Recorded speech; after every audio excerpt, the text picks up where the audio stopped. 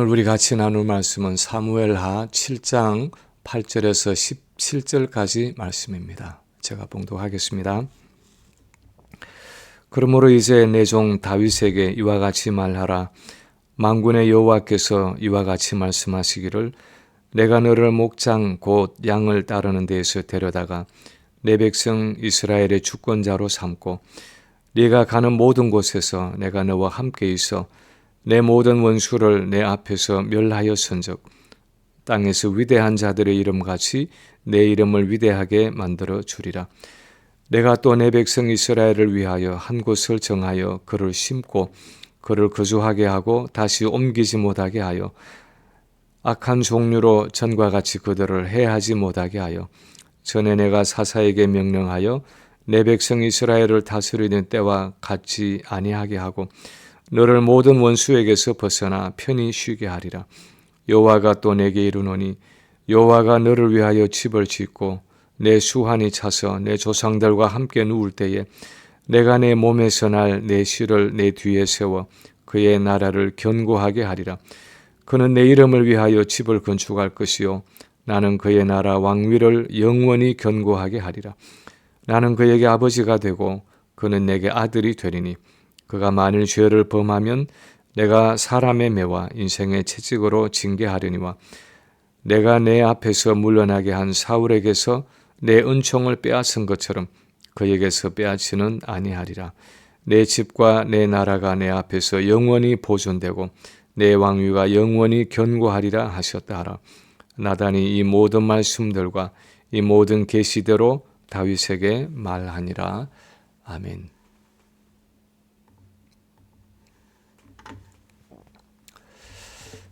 (1980년대에) 미국 복음주의 기독교 안에 있었던 논쟁 중에 우리가 구원 얻기 위해서 예수님을 그냥 은혜로 주시는 세이비어, 구원자로 영접하는 것으로 족하냐, 아니면 구원자로 영접할 뿐 아니라 또한 왕으로 또는 주로 인정해야 하느냐 하는 논쟁이 있었습니다. 대체로 세대주의 교회와 개혁주의 교회를 나누어 놓은 이 논쟁의 핵심은 우리가 구원을 얻는데 왕 되신 예수님, 주 되신 예수님께 순종하는 것이 필수적이냐 아니냐 하는 질문이었습니다. 여러분의 생각은 어떻습니까? 예수님을 왕으로 또는 주로 인정하고 순종하는 것이 우리 구원의 필수적인 부분입니까? 아마도 어떤 분들은 그것이 필수적이라고 생각하실 것이고 또 어떤 분들은 구원은 전적으로 하나님의 은혜로 얻는 것이기 때문에 그것은 필수적이지 않다라고 생각할 것이고 또 어떤 분들은 그것은 그냥 강조점의 문제이지 실질적으로는 별 차이가 없다 생각할는지도 모르겠습니다.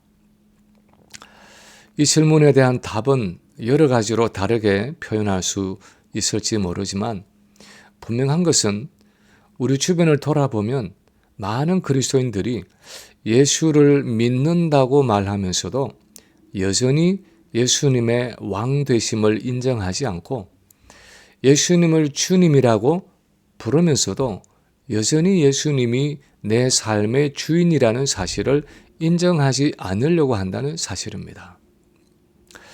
그런데 성경을 자세히 읽어보면 예수님이 이 땅에 오신 가장 중요한 목적 중에 하나는 그분이 왕으로 이 땅에 오셨다는 사실입니다. 성경은 그것을 여러 곳에서 예수님은 다윗의 자손으로 이 땅에 오셨다라고 표현하고 있습니다. 예를 들어서 로마서 1장 3, 4절에 보면 그의 아들에 관하여 말하면 육신으로는 다윗의 혈통에서 나셨고 성결의 영으로는 죽은 자들 가운데서 부활하사 능력으로 하나님의 아들로 선포되셨으니 곧 우리 주 예수 그리스도시라 하고 말하고 있습니다. 복음서의 여러 곳을 보면 소경 바디메오를 비롯해서 그 당시에 많은 사람들이 예수님께 나와서 다윗의 자손 예수여 하고 불렀습니다. 성경에서 예수님을 다윗의 자손으로 오신 예수라고 부를 때는 물론 육체적으로 다윗의 혈통으로 오신 것을 말하면서도 하나님의 구속사 안에서 가지고 있는 어떤 독특한 아주 특별한 의미가 있었습니다. 이 성탄의 절기에 예수 그리스도가 다윗의 자손으로 오셨다는 것은 무엇을 의미합니까? 첫째로 다윗의 자손으로서 이 예수님은 하나님의 영구적인 임재를 가져오실 것을 의미했습니다.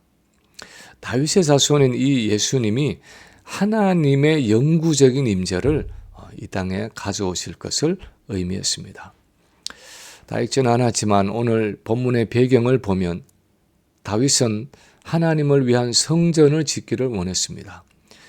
7장 1, 2절에 보면 여호와께서 주위의 모든 원수를 무찌르사 왕으로 궁에 평안히 살게 하신 때에 왕이 선지자 나단에게 이르되 볼지어다 나는 백향목 궁에 살거늘 하나님의 궤는 휘장 가운데 있도다 하고 본문을 시작하고 있습니다. 하나님의 법궤는 천조각으로 만들어진 휘장 안에 있는데 나는 이렇게 좋은 백향목으로 만든 궁에 살고 있으니 얼마나 죄송한 일이냐. 내가 하나님을 위해서 성전을 지어드리고 싶다 하는 것이 다윗이 선지자 나단에게 말한 소원이었습니다. 나단은 다윗의 이 소원에 대해서 자신의 개인적인 생각을 구합니다. 3절에 있는 것처럼 여호와께서 왕과 함께 계시니 마음에 있는 모든 것을 행하소서. 그런데 그날 밤에 여호와의 말씀이 선지자 나단에게 임했습니다.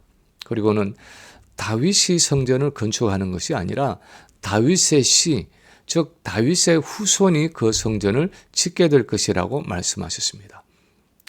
그것이 12절, 13절의 말씀입니다. 거기 보면 내 수환이 차서 내 조상들과 함께 누울 때에 내가 내 몸에 날 내 씨를 내 뒤에 세워 그의 나라를 견고하게 하리라.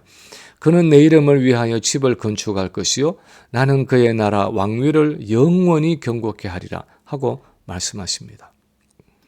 우리는 여기서 내 몸에 날 내 씨, 즉 다윗의 몸에서 태어나는 후손은 1차적으로 다윗의 아들인 솔로몬이라는 사실을 알 수 있습니다. 왜냐하면 다윗이 그렇게 원하던 성전을 결국 그의 아들 솔로몬이 지었기 때문입니다. 그러나 궁극적으로 이 다윗의 자손은 앞으로 오실 메시아 예수님을 지칭하고 있다는 사실을 또한 알 수 있습니다. 왜냐하면 하나님이 나는 그의 나라 왕위를 영원히 견고케 하리라 하고 말씀하셨기 때문입니다.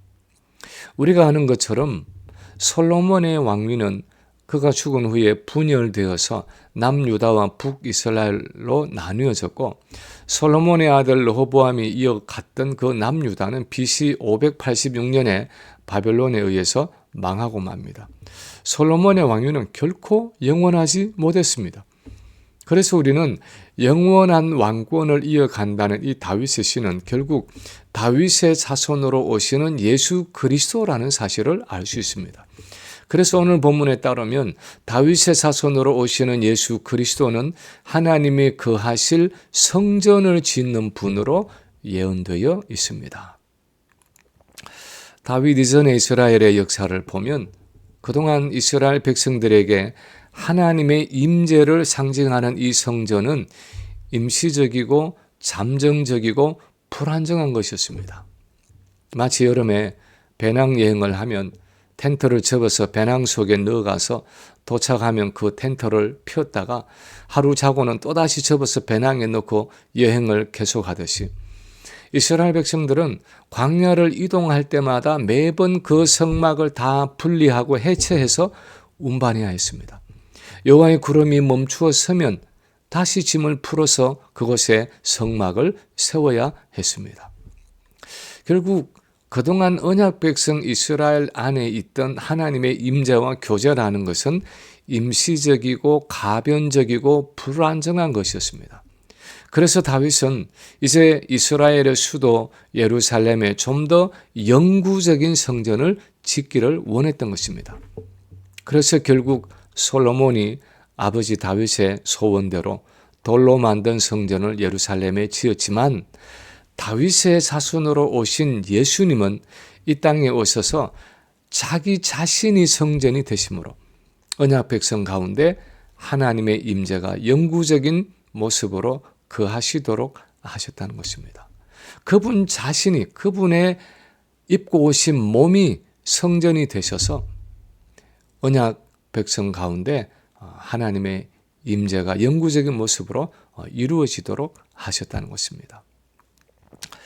요한복음 2장에 보면 예수님이 공생애를 시작하실 때에 예루살렘에 올라가셔서 제일 먼저 하신 것이 하나님의 성전을 정결케 하신 일이었습니다.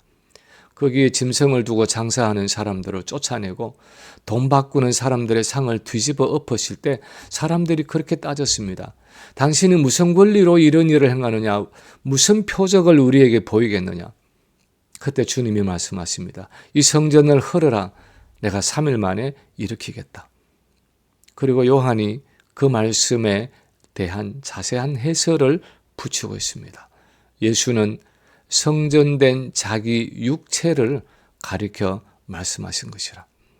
예수님 자신이 몸을 입고 오신 그 예수님 자신이 바로 성전이었다는 것입니다.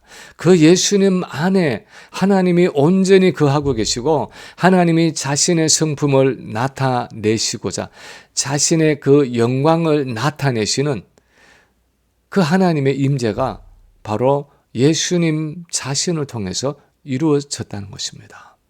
그것이 몸을 입고 오신 성육신 하신 그 예수 그리스도의 성육신의 의미라는 것입니다. 그래서 사실 이제 돌로 만든 성전은 돌 위에 돌 하나 남지 않고 다 무너지겠지만 진정한 성전이 되시는 예수님은 부활하셔서 우리와 세상 끝날까지 항상 함께 하신다는 것입니다. 다시 말해서 예수님이 다윗의 자손으로 이 땅에 오셨다는 것은 그분이 진정한 하나님의 성전으로서 이 땅에 살고 있는 자기 언약 백성들 가운데 영구적인 하나님의 임재를 가져오고 그래서 우리와 하나님과의 온전한 교제를 회복하셨다는 것을 의미했습니다. 성탄의 가장 큰 축복은 다윗의 자손으로 오신 예수 그리스도를 통해서 하나님의 실제적인 임재가 우리에게 가능하게 되었다는 것입니다. 지극히 거룩하신 하나님이 지극히 죄악된 우리 인간 안에, 우리 성도 안에 거하실 수 있게 되었다는 사실입니다. 이제는 우리가 좀 더 영구적인 하나님의 임재 속에 나아갈 수 있게 되었다는 것입니다. 그래서 예수님의 이름을 임마누엘이라, 즉 하나님이 우리와 함께 계시다라고 부르는 것입니다. 예전에 수도사였던 로렌서 형제와 프랭크 루박 선교사가 쓴 일기들을 모아서 만든 그 책의 제목이 하나님 임재 연습이라고 되어져 있어서 좀 의아하게 생각했던 적이 있었습니다. 하나님 임재 연습이라니 이게 도대체 무슨 연습인가? 하나님의 임재를 어떻게 연습한다는 것인가? 좀 이상하게 생각을 했습니다. 그런데 읽어보니까 핵심은 그것이었습니다. 예수님은 그분의 구속 사역을 통해서 바로 이 하나님의 임재를 우리에게 가능하게 해주셨는데 우리는 그 하나님의 임재를 의식하지 못하고 그냥 나 혼자서 고아처럼 살아가고 있을 때가 많다는 것입니다. 하나님이 없는 것처럼 늘 불안하고 초조하고 쫓기는 마음으로 살아가는 것입니다. 그러니까 하나님이 내 안에 계시고 그리고 내 삶 속에 임재해 계시는 것을 의식하는, 날마다 의식하는 훈련을 하자 하는 것이 그 일기의 내용들이었습니다. 그렇습니다. 예수님이 다윗의 자손으로 몸을 입고 이 성탄절에 우리에게 오심으로 우리가 누리게 된 축복 중에 하나는 하나님의 실제적이고 영구적인 임재가 우리에게 가능하게 되었다는 것입니다. 하나님이 우리와 함께 계시는 그 임마누엘이 이루어졌다는 것입니다. 그러므로 그분이 내 인격과 삶 속에 항상 임재해 계신다는 그 사실을 실제로 의식할 필요가 있다는 것입니다. 두 번째로 예수님이 다윗의 자손으로 오신다는 것은 예수님이 영원한 메시아 왕국을 세우실 것을 의미했습니다. 예수님이 이 땅 위에 영원한 메시아 왕국을 세우실 것을 의미했습니다. 오늘 본문 12절에 보면 하나님이 다윗에게 내가 내 몸에서 날 내 씨를 내 뒤에 세워 그의 나라를 견고하게 하리라 하고 말씀하셨습니다. 그리고 13절에 보면 그 나라의 성격에 대해서 그는 내 이름을 위하여 집을 건축할 것이요 나는 그의 나라 왕위를 영원히 견고하게 하리라 하고 말씀하십니다. 다윗의 자손을 통해서 하나님이 세우시는 그 나라와 왕권을 하나님이 영원히 견고하게 하신다는 이 표현을 보면서 우리는 이 약속이 궁극적으로 솔로몬에 대한 것이 아니라는 것을 금방 알 수 있습니다. 왜냐하면 솔로몬을 통해서 이어진 이 다윗의 왕권은 불과 500년을 못 가서 바벨론에 망하기 때문입니다. 그리고 혈통적인 다윗 왕조는 역사 속에서 사라졌습니다.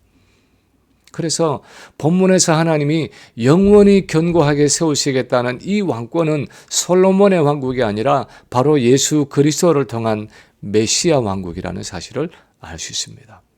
그래서 누가복음 1장 31절 이하에 보면 천사 가브리엘이 나타나서 예수님의 어머니 마리아에게 이렇게 말합니다.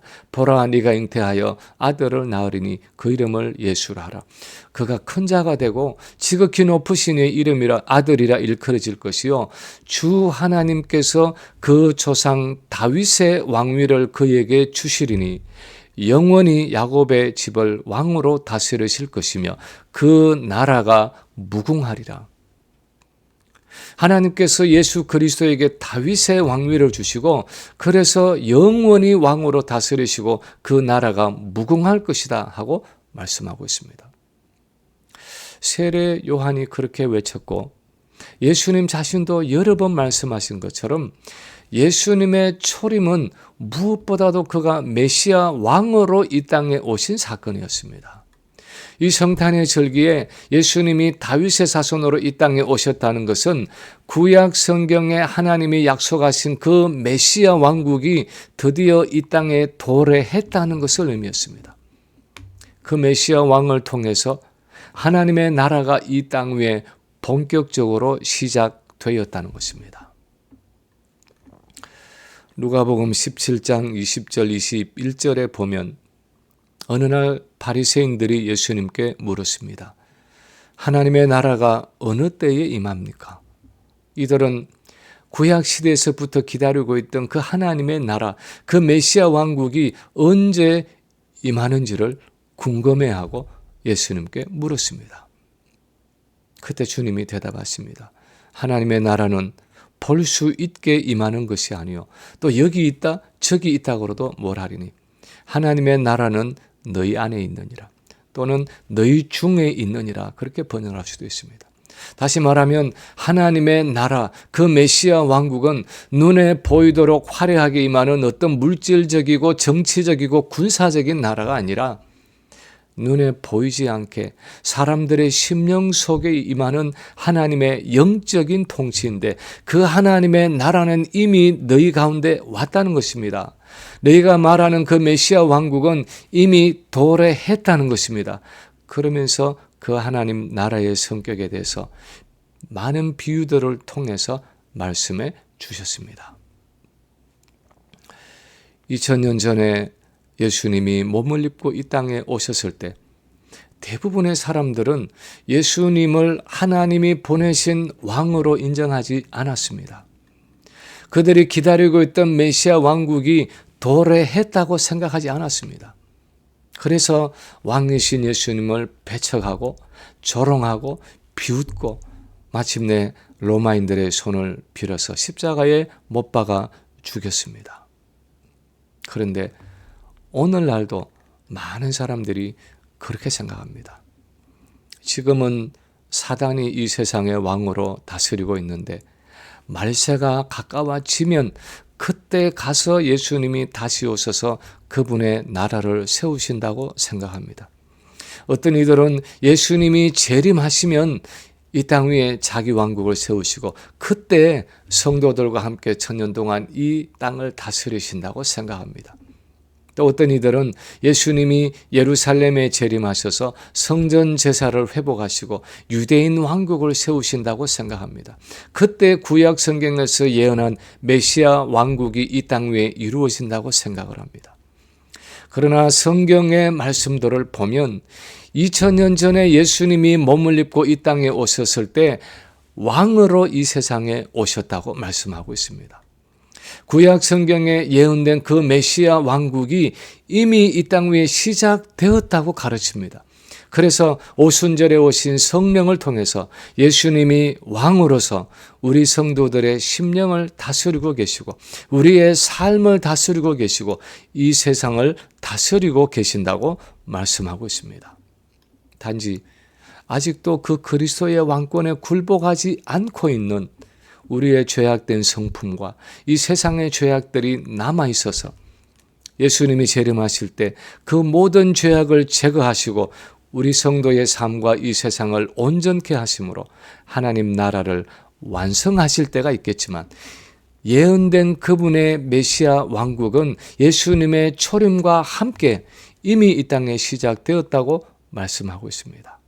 그래서 우리는 먼 미래에 이루어질 또 하나의 메시아 왕국을 기다리는 사람들이 아니라 이미 지금 현재 이 메시아 왕국 안에 살아가고 있고 지금 그 하나님의 통치와 다스림 속에 있다고 성경이 가르치고 있습니다. 그러므로 우리는 이 성탄의 절기에 왕으로 오신 그 예수 그리스도를 바라볼 수 있어야 하는 것입니다. 지금 현재 온 세상을 왕으로 다스리고 계시는 그분의 나라를 볼 수 있어야 합니다. 지금 그분의 왕권에 순복해야 하는 것입니다. 많은 사람들이 이 성탄절을 로맨틱하게 생각합니다. 아주 센티멘탈하게 생각합니다. 크리스마스 추리를 만들어서 반짝이는 불빛들을 달아놓고 서로 선물을 주고받고 파티를 하고 사랑을 나누는 절기로 생각합니다. 그리고는 사사시대의 사람들처럼 내 마음에 내키는 대로 내 소견에 옳은 대로 마음대로 살아갑니다. 마치 왕이 없는 사람들처럼 살아갑니다. 물론 성탄에 나타난 하나님의 사랑을 생각하면 그런 사랑의 나눔이 나름대로 의미가 있고 성탄의 그 의미에 중요한 부분일 것입니다. 그러나 그것과 함께 우리가 분명하게 인식해야 하는 것은 이 성탄과 함께 왕이 오셨다는 사실입니다. 구약에 예언되었던 그 메시아 왕국이 이미 시작되었다는 것입니다. 우리의 인격과 삶을 지금 현재 예수님이 왕으로 다스리신다는 것입니다. 그러므로 우리는 이 성탄의 절기에 왕이신 그분께 마땅한 헌신과 사랑과 순복을 드려야 하는 것입니다. 나는 정말 그분의 왕되심을 알고 인정하며 살아가고 있는지 나 자신을 돌아보아야 하는 것입니다. 세 번째로 예수님이 다윗의 자손으로 오신다는 것은 그분은 하나님의 사랑으로 다스리는 왕이라는 사실을 말씀하고 있습니다. 그분은 하나님의 사랑으로 이 땅을 왕으로서 다스리신다는 것입니다. 본문 14절 15절에 보면 하나님이 다윗에게 이렇게 말씀하십니다. 나는 그에게 아버지가 되고 그는 내게 아들이 되리니 그가 만일 죄를 범하면 내가 사람의 매와 인생의 채찍으로 징계하려니와 내가 내 앞에서 물러나게 한 사울에게서 내 은총을 빼앗은 것처럼 그에게서 빼앗지는 아니하리라. 사울 왕의 경우에는 교만해서 하나님께 범죄했을 때 그의 왕권을 빼앗으시고 요나단을 함께 전사하게 하심으로 그의 왕가를 끊으셨습니다. 그러나 다윗의 자손에게는 그렇게 하시지 않겠다는 것입니다. 그를 사랑으로 징계하고 훈육하여 끝까지 온전한 왕으로 세우시겠다는 것입니다. 그만큼 다윗 왕가를 향해서는 하나님이 특별하게 은총을 베푸시겠다는 것입니다. 그 이유를 나는 그에게 아버지가 되고 그는 내게 아들이 되기 때문이라고 말씀하고 있습니다. 우리 한국 속담에 피는 물보다 진하다 하는 말이 있듯이 히브리 사람들의 사고에도 아들은 그 아버지와 끊을 수 없는 관계 속에 있다고 생각했습니다. 그래서 시편 103편 13절에 보면 아버지가 자식을 긍휼히 여김같이 여호와께서는 자기를 경외하는 자를 긍휼히 여기시나니 라고 기록하고 있습니다. 우리가 탕자의 비유에서 보는 것처럼 아무리 불효막심하고 아버지를 배반해도 아버지는 여전히 그 자식을 긍휼히 여기고 불쌍히 여긴다는 것입니다. 그래서 또 다시 그 아들을 용서하고 받아들인다는 것입니다. 그것이 바울이 로마서 8장에서 말하고 있는 종의 신분과 아들의 신분의 차이입니다. 그런데 오늘 본문에서 하나님은 그 다윗의 자손을 자기 아들로 삼겠다는 것입니다. 하나님이 그의 아버지가 되신다는 것입니다. 그래서 끝까지 그를 버리지 않고 사랑의 관계를 지속하겠다는 것입니다. 이것은 1차적으로 다윗의 시인 솔로몬을 향한 하나님의 특별한 은총을 나타내는 말씀이었습니다. 그런데 히브리서 기자는 이것을 궁극적으로는 몸을 입고 오신 예수님을 향한 하나님의 말씀으로 해석을 하고 있습니다. 히브리서 1장 5절에 보면 하나님께서 어느 때에 천사 중 누구에게 너는 내 아들이라 오늘 내가 너를 낳았다 하셨으며 또다시 나는 너에게 아버지가 되고 그는 내게 아들이 되리라 하셨느냐 하고 말씀하고 있습니다. 다시 말하면 여기서 나는 그에게 아버지가 되고 그는 내게 아들이 되리라 하는 그 구약의 말씀은 바로 예수 그리스도에 대한 말씀이라는 것입니다. 하나님과 예수 그리스도의 그 사랑과 친밀함이 얼마나 강한 것인지를 나타내는 표현이라는 것입니다. 정말 이것은 성경 전체가 말씀하고 있는 성부와 성자 사이에 아주 특별한 사랑의 관계를 나타내는 표현입니다. 우리는 성경에서 특별히 요한복음 17장을 보면 성부와 성자는 영원 전부터 말할 수 없는 사랑의 관계 속에서 교제하셨다는 것을 여러 차례 발견할 수 있습니다. 그런데 창세 전부터 가져온 그 사랑의 교제 속에서 그 구속의 언약 속에서 예수 그리스도가 하나님을 대신해서 하나님의 대리자로 이 땅에 오셔서 그분의 왕권을 행사하시기 때문에 이 예수님은 하나님의 속성이신 그 아버지의 속성이신 사랑으로 자기 백성을 다스리신다는 것입니다. 그래서 아버지 하나님의 마음을 따라 상한 갈대도 꺾지 않으시고 꺼져가는 등불도 끄지 않으시는 그 자비와 긍휼의 왕으로 자기 백성을 다스린다는 것입니다. 창세기 3장에 보면 사단이 아담과 하와를 성공적으로 유혹할 수 있었던 아주 중요한 거짓 중에 하나는 하나님을 아주 인색하고 잔인한 왕으로 인식하게 한 것이었습니다. 뱀의 모습으로 나타난 사단이 하와에게 말합니다. 하나님이 참으로 너희에게 동산 모든 나무의 실과를 먹지 말라 하시더냐.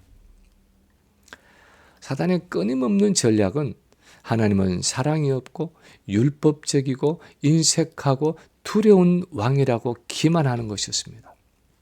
그래서 마치 실제로 하나님이 그렇게 말씀하신 것처럼 하나님이 참으로 너희에게 동산 모든 나무 열매를 먹지 말라 하시더냐 하면서 하나님의 그 사랑의 성품을 왜곡했고 하와는 어리석게도 그 사단의 꾀임에 속아 넘어갑니다. 예수님의 비유에 나오는 한 달란트 받은 종의 오해도 그것이었습니다.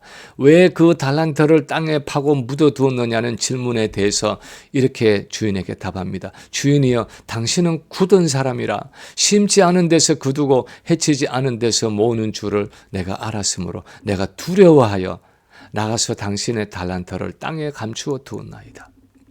심지 않은 데서 거두고 해치지 않은 데서 모으는 아주 인색한 왕이고 종들을 아주 착취하는 두려운 주인이라는 것입니다.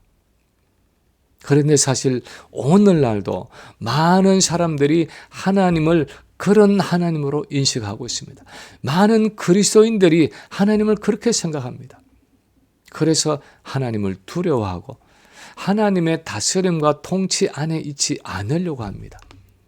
하나님은 나의 자유를 구속하고 나의 행복을 빼앗아 간다고 생각합니다. 그래서 하나님의 왕권에 굴복하기를 싫어합니다. 오늘날 많은 그리스도인들이 세상과 교회의 양다리를 걸치고 하나님께 온전히 헌신하지 않는 이유도 마찬가지의 이유입니다. 그런 두려움 때문에, 그런 잘못된 두려움 때문에 많은 사람들이 예수는 믿는다고 말하면서도 예수 그리스도의 왕권에는, 그분의 주권에는, 그분의 주인 되시면은 굴복하지 않으려고 합니다. 예수 믿는 신자로는 살아가고 예수님이 주시는 복은 받겠지만 예수를 따르고 그분의 계명에 순종하는 제자로 살아가는 삶은 싫다고 말합니다. 그런데 예수님이 이 땅에 오셔서 하신 일은 하나님은 결코 그런 분이 아니라는 것입니다. 그것을, 그 하나님의 성품을 그 예수님 자신의 그 성품과 삶을 통해서 나타내 보여주신 것이었습니다. 창세전부터 성부와 영원한 사랑의 교제 가운데서 함께 지내오셨기에 그 누구보다도 아버지 하나님을 예수님이 잘 안다는 것입니다. 그래서 하나님은 자기 자식을 불쌍히 여기는 아버지와 같이 자기 백성을 긍휼히 여기시는 사랑의 하나님이라는 것입니다. 그 사랑의 왕이신 하나님의 성품을 보여주기 위해서 예수님이 아버지 하나님의 그 사랑의 왕권을 가지고 다윗의 자손으로 이 땅에 오셨다는 것입니다. 예수 그리스도는 왕으로 우리를 다스리시지만 하나님의 사랑으로 우리를 다스리시는 분입니다. 성부와 성자가 창세전부터 가져왔던 그 친밀한 교제 속으로 우리를 부르셔서 아버지 하나님과 그 사랑의 교제를 나누게 하십니다. 그것이 주님이 성탄에 가지고 오신 왕권의 성격이고 특징이었습니다. 이제 말씀을 마칩니다. 마태복음 11장 28절 이하에 보면 주님이 이렇게 말씀하십니다. 수고하고 무거운 짐진 자들아 다 내게로 오라. 내가 너희를 쉬게 하리라. 나는 마음이 온유하고 겸손하니 나의 멍에를 메고 내게 배우라. 그리하면 너희 마음이 쉼을 얻으리니 이는 내 멍에는 쉽고 내 짐은 가벼움이라. 이 성탄의 절기에 오신 예수님은 도대체 어떤 분입니까? 그분은 왕으로 이 세상에 오신 분입니다. 구약에 예언된 메시아 왕국, 그 하나님의 나라를 가지고 오신 절대적인 왕이었습니다. 그러나 그분은 사랑의 왕이었습니다. 온유하고 겸손한 왕이었습니다. 허름한 마구간에 태어나셔서 구유에 누이시고 나귀를 타고 예루살렘에 입성하신 왕이었습니다. 백성을 위해서 자기 목숨을 십자가에 내어주신 왕이었습니다. 이제 그 주님이 말씀하십니다. 수고하고 무거운 짐진 자들아 다 내게로 오라. 내가 너희를 쉬게 하리라. 우리는 사랑의 왕이신 이 주님께 나아가고 있습니까? 진정으로 그분의 다스림 속에 내 인생의 짐을 다 내려놓고 있습니까? 또 한 번의 성탄을 맞이하면서 몸을 입고 우리 가까이에 찾아오신 이 사랑의 왕이신 주님 앞에 온전히 순복하고 그분의 왕 되심을, 그분의 주인 되심을 우리 삶 가운데 온전히 인정하고 기뻐하고 즐거워하고 경배하는 우리 모든 성도들이 되시기를 주님의 이름으로 간절히 축원합니다.